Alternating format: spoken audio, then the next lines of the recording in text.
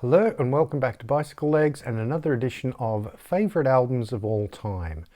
Today I'm going to be talking about an album that has been near and dear to my heart for a very, very long time, and that is Chicago 5 by Chicago. Now, for those of you who only ever associate Chicago with the soppy ballads and the 80s hits, I get it. But if you go into their catalogue and really sort of dig in, especially to some of the earlier stuff from the 70s, you'll find some extraordinary music. They were really not just the soppy love ballads and the 80s pop hits. And this album is an excellent example of that. Their first three albums were all double albums and all very adventurous. Their fourth album was a 4 LP box set of live stuff. And then this, Chicago 5, was actually the very first single disc album they ever did. But still very, very adventurous, this album. Now, I came into Chicago in the early 80s. I was aware of the songs like Hard to Say I'm Sorry and If You Leave Me Now, the soppy hits. And I liked them. I still do. I still like that period of Chicago's music. But I wasn't aware of the earlier catalogue. And one day, when I was about 13 years old, I went back to my old primary school where they were having a school fete. And there was a trash and treasure section where they were selling various sort of things, sort of like a big garage sale. And there were some records there, and I went through them. Most of them didn't really do anything for me, but I found two Chicago records. One was this one, the other one was Chicago Transit Authority. I bought them for 50 cents each. I still own both of those copies to this day. They really opened my eyes to what Chicago were all about. And as much as I love Chicago Transit Authority, and I know that that would be a lot of people's go-to Chicago album, this is the one for me. I love Chicago Transit Authority, but this album is my favorite Chicago album. And it's also one of their most adventurous records. It has one big hit on it. The rest of the music here is really quite daring and adventurous, and dare I even say progressive. It's really good music. It's also almost like their rock and roll version of Dave Brubeck's Time Out, in that there's a lot of strange time signatures on this album. By no means is everything on this album in 4/4. You have songs in 6/8. You have songs in 6/4. You have songs that have elements of 7/8 as well as 4/4. You have a song that's in 3/4 in waltz time. It's, yeah, very progressive.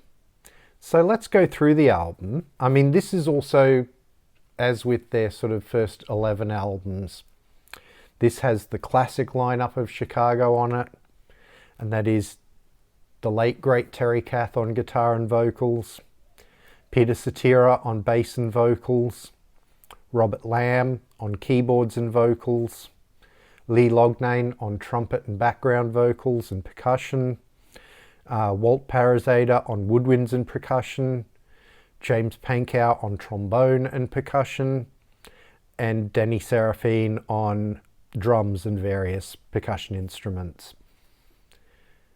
That's the lineup that got admitted into the Rock and Roll Hall of Fame. I feel like some of the later members should have been admitted into the Hall of Fame as well, because I think they made a great contribution to Chicago's music, but not to be, unfortunately. So let's go through this one track by track. And it starts off with one of my all-time favorite Chicago songs, which is a hit by Varese. Edgar Varese was Frank Zappa's favorite composer. In fact, most of Frank Zappa's albums would have a quote from Varese that said, "The modern day composer refuses to die." And funnily enough, Chicago, when they were still Chicago Transit Authority, toured with Frank Zappa and the Mothers. The hit by Varese is a wonderful song in 6/8. It starts off with a really sort of crunchy, noisy guitar intro from Terry Kath, and then it goes into this wonderful jazzy song. This is one of their most jazz rock albums. They never really were a jazz rock band as such, Chicago. They always sort of saw themselves more as a rock and roll band with horns. But this album definitely has a lot of jazz influence on it. This one and Chicago 7, where they do a lot of sort of jazz instrumentals, are their two sort of real jazz albums, I think. I love a hit by Varese. The lyrics sort of goading their fellow sort of pop musicians into doing more adventurous music. One of the lyrics is, "Can you play free or in three or agree to attempt something new?" So, wonderful lyric. The second song is "All Is Well." It's in 6/4. It's a lovely sort of quieter song, but still some beautiful playing on it. It picks up in the middle instrumental section. There's some really, really great horn arrangements from James Pankow in there. All of these songs, except for two, were written by Robert Lamb, and that's one of the reasons I love this album too. I do love Chicago records that are dominated by Robert Lamb's songwriting. It's just my personal taste in Chicago records, I have to say. And he writes, as I said, 8 out of 10 of the songs on this album. So the third song is one that he doesn't write. It's written by James Pankow, and that is "Now That You've Gone." It's in 3/4, this one. So another unusual time signature for rock music. This one really does rock. Lead vocal by Terry Kath.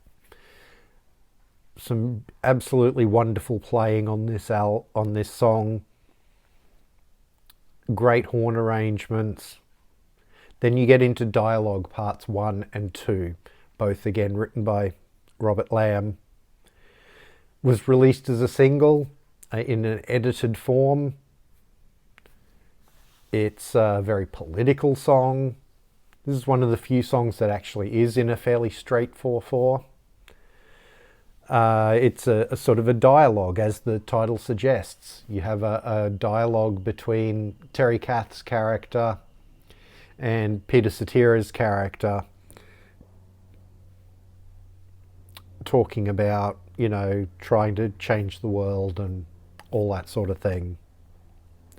Then you get sort of a group section at the end where it's really sort of positive and sort of, we can make it happen, we can save the world now.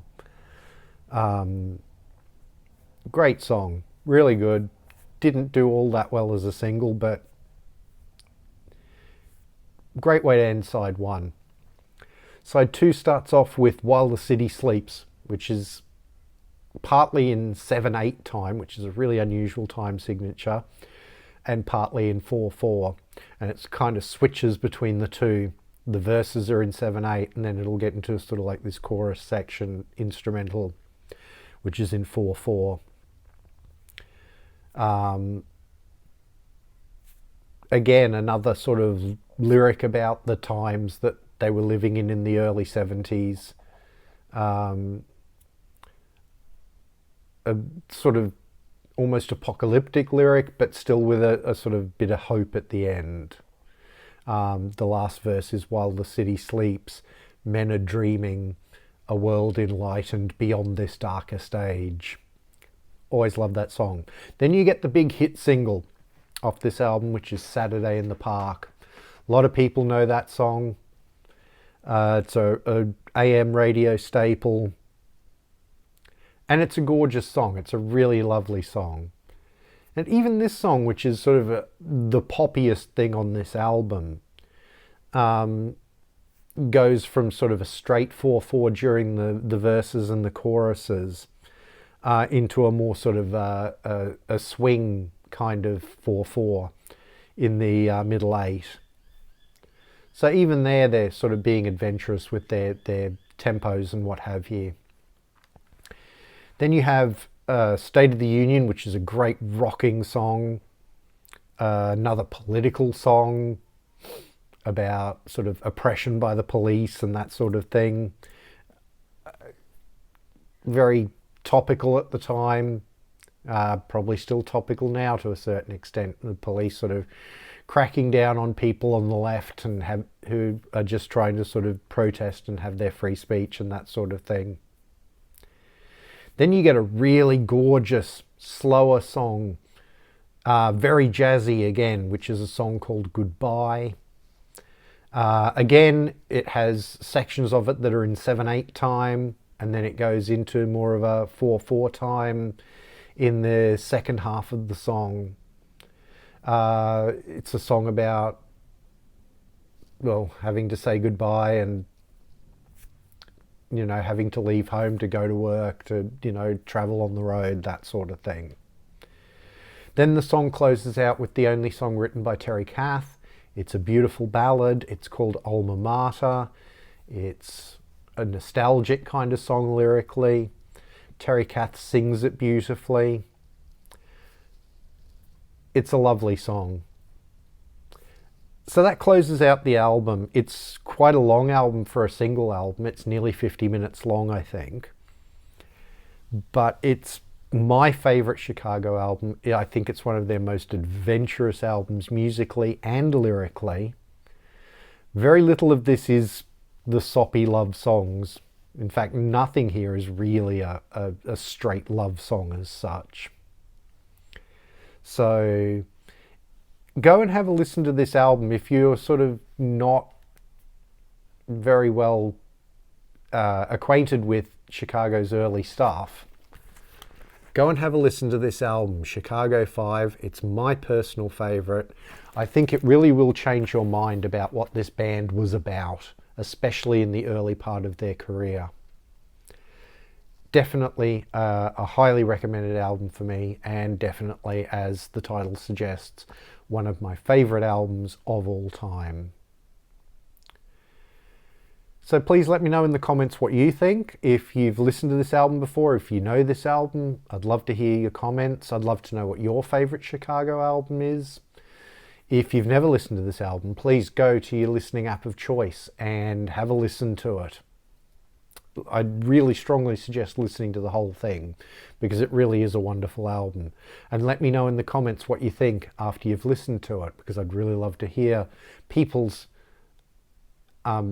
experiences of this album for the first time. That would be wonderful. Please like, share and subscribe. It really does help the channel out. I thank everybody who has subscribed. We just recently hit 300 subscribers, which absolutely I'm so thankful for. Thank you all very, very much. If you're new to the channel, please go and have a look at some of my other videos. I have everything playlisted.